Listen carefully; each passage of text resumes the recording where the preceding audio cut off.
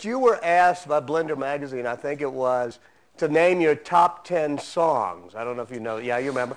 And number 1 was ABBA's Dancing Queen. I've got to say that a lot of my taste in music stopped about the time I impacted a surface-to-air missile with my own airplane and never caught up again.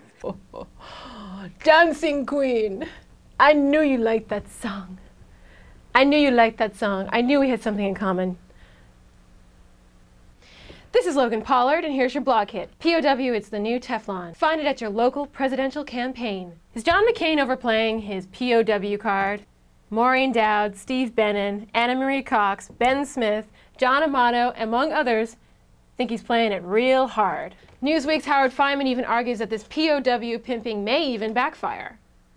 Cue the tape, Dorsey.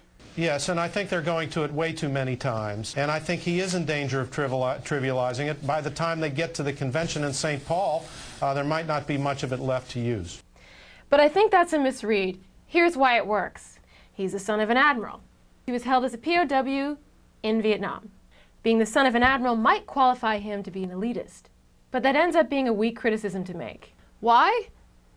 Because he's been talking about it for several years. Here's a clip from 1985. John McCain was left in a small cell, his injuries untreated for several days, until the Vietnamese learned that he was the son of Admiral John S. McCain, commander of all U.S. forces in the Pacific, including those on bombing missions over Hanoi. Does the lefty press really want to try to undo more than 20 years of PR? 20 years of PR!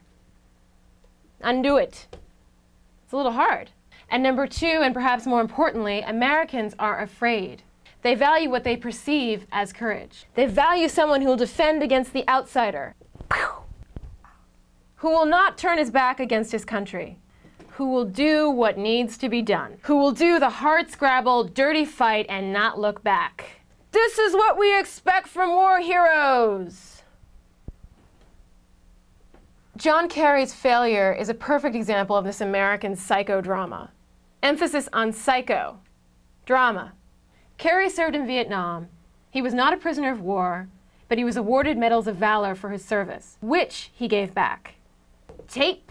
Yes, I committed the same kind of atrocities as thousands of other soldiers have committed, in that I took part in shootings in free fire zones. John Kerry, John Kerry. John Kerry. Americans have a tough time with regret and guilt. Kerry was not able to distill and package his emotions in a way that made the public less afraid. And for this reason, he failed. Knowing that Americans are afraid, and having done already all this legwork on the POW branding, the McCain camp only has 2 things left that it needs to do. Number 1, master the power of repetition.